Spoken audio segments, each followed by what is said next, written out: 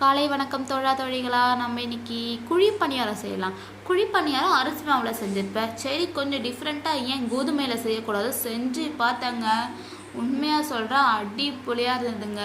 இது கண்டிப்பாக வீட்டில் இருக்க குட்டீஸ்க்கு ரொம்ப பிடிக்குங்க. உங்கள் வீட்டு குட்டீஸ்க்கு செஞ்சு கொடுங்க. இதுமாதிரி சக்கரை விளைக்கிழங்குனா உள்ள குழந்தைங்க உள்ளே சாப்பிட மாட்டாங்க. நீங்கள் ஏன் இப்படி சேர்த்து கொடுத்தீங்கன்னா அவங்களுக்கு தெரியவா போதும் நீங்கள் இதில் சேர்த்துருக்கீங்கன்னு சொல்லிட்டு இது மாதிரி டிஷ்ஷஸ் செஞ்சு கொடுங்க. குழந்தைங்களும் விரும்பி சாப்பிடுவாங்க. அதை விட்டுட்டு ஸ்கூல் முடிஞ்சு வந்தோடனே கடைக்கு ஓடி போய் டயர்டாக சிப்ஸு, லேஸு, பப்ஸு, சமோசா அது மாதிரி சாப்பிட்றத விட இப்படி கொஞ்சம் ஹெல்த்தியாக சாப்பிட்டா ஒன்றும் தப்பு இல்லைல்ல. ஹெல்த்தியாக சாப்பிட்றது எந்த தப்பும் இல்லைங்க.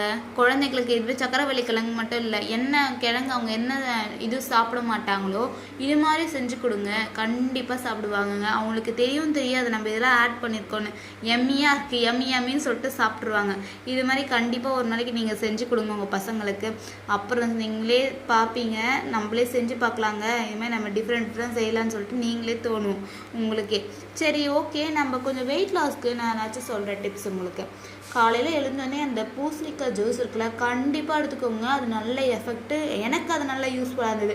ஒன்றும் இல்லைங்க, கொஞ்சம் பூசணி, ஒரு அரை லெமன் எடுத்துக்கோங்க, உப்பு, சீரகம், மிளகு, கருவேப்பிலை, நெல்லிக்காய் தான் நெல்லிக்காய், குக்கும்பர் இருந்தால் குக்கும்பர், ஓகேங்களா. கருவேப்பிலெல்லாம் முடிக்கு ரொம்ப ஹெல்த்திங்க. இப்படி குடிங்க. உங்களால் இப்படி சாப்பிட்றது கஷ்டமாக இருக்குன்னா இப்படி குடிச்சிருங்க. இதெல்லாம் போட்டு ஒரு அரைச்சி லெமன் வந்து புளிஞ்சு விடணும், ஓகேங்களா. இதெல்லாம் ஒரு அரைச்சி ஃபில்ட்ரு பண்ணி கொஞ்சோண்டு லெமனும் கொஞ்சோண்டு உப்பும் போட்டு குடிங்க. கண்டிப்பாக காலையிலே ஒரு பிரிஸ்காக ஆகிடுதுங்க.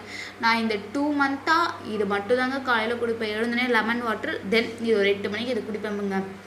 இந்த காலையிலேயே தட்டு ஃபுல்லாக சாப்பாடை போட்டுன்னு அதெல்லாம் சாப்பிட்றது ரொம்ப அன்ஹெல்த்திங்க. எவ்வளோ மினிமம் சாப்பிட முடியுமோ அவ்வளோ சாப்பிடுங்க. அதை விட்டுட்டு நல்லா தட்டாக போட்டு சாப்பிட்றதுல நமக்கு வந்து வெயிட் வந்து கெயினும் ஆகும், ஒரு அன்ஹெல்த்தி தாங்க.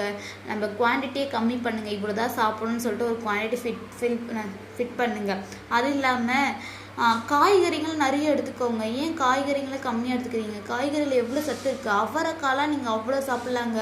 அவரைக்காய், கேரட், பீட்ரூட், நிறைய காய் வந்து நம்ம சாப்பிட்டு பார்க்காதே இருக்கும். இன்னும் கண்டிப்பாக இதெல்லாம் ட்ரை பண்ணுங்கள். ட்ரை பண்ண பிடிக்கும் தான். ஃபஸ்ட்டு ஆரம்பத்தில் என்ன தான் பிடிக்கும்.